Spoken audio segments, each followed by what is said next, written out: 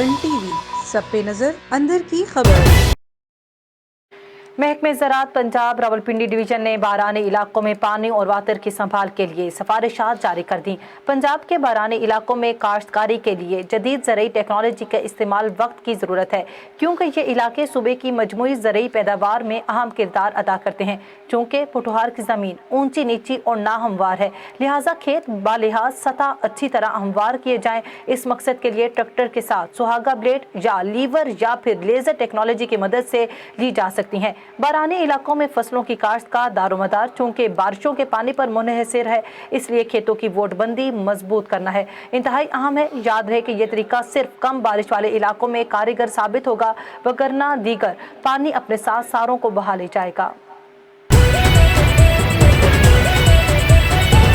A1 TV, सब पे नजर, अंदर की खबर।